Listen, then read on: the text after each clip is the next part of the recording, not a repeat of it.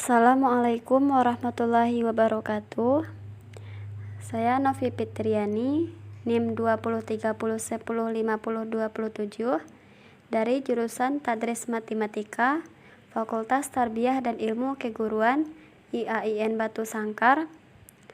Di sini saya akan menjelaskan sistem kekerabatan di Minangkabau.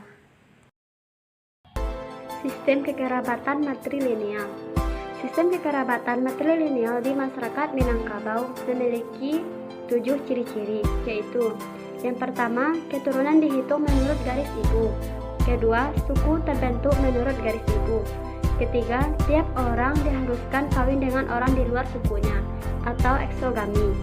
Keempat, kekuasaan di dalam suku menurut teori terletak di tangan ibu, tetapi jarang sekali dipergunakannya. Yang kelima, yang berkuasa adalah saudara laki-laki. Yang keenam, perkawinan bersifat matrilokal, yaitu suami mengunjungi istrinya.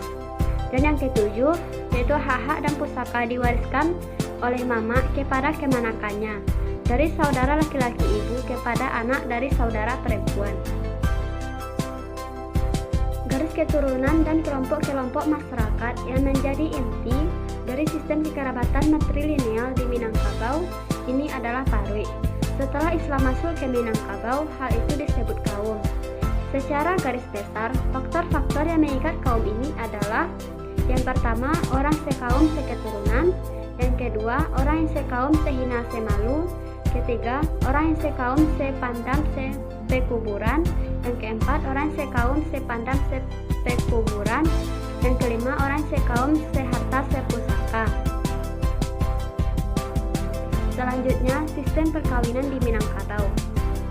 Beberapa hal yang perlu dikemukakan yang berkaitan dengan perkawinan ini adalah sebagai berikut. Yang pertama, inisiatif datang dari pihak keluarga perempuan.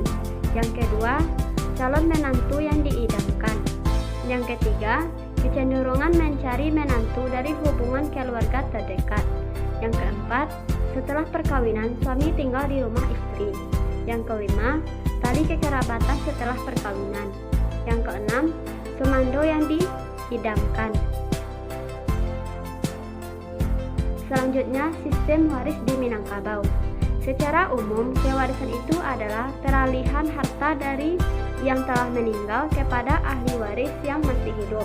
Tetapi dalam adat Minangkabau, kewarisan harta pusaka itu bukanlah peralihan kepemilikan harta dan pembagian harta dari orang yang telah meninggal dunia kepada yang masih hidup, melainkan peralihan fungsi dan tanggung jawab pengelolaan, pengurusan, dan pengawasan harta dari generasi yang sudah meninggal kepada generasi yang masih hidup.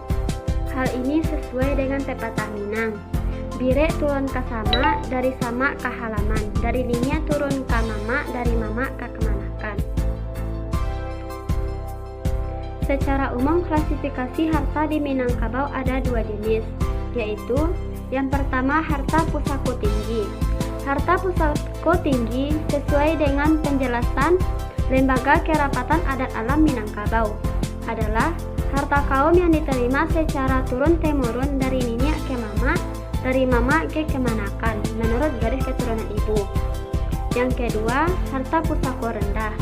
Harta pusako rendah adalah segala harta yang didapat dari hasil usaha pekerjaan sendiri, termasuk di dalamnya adalah harta pencarian suami istri.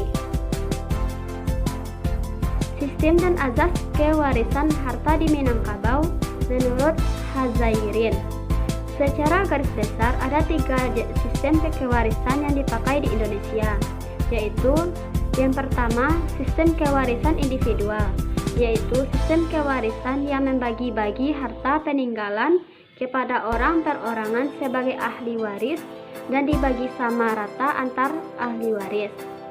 Yang kedua, sistem kewarisan mayorat, yaitu sistem kewarisan tunggal anak yang tertua dalam satu keluarga terhadap harta peninggalan atau sejumlah harta pokok dari keluarga tersebut. Yang ketiga, sistem kewarisan kolektif, yaitu sistem kewarisan secara kelembagaan. Kelembagaan yang dimaksud adalah keluarga sebagai satu kesatuan kekerabatan genealogis. Itulah yang dapat saya jelaskan tentang sistem kekerabatan di Minangkabau. Assalamualaikum warahmatullahi wabarakatuh.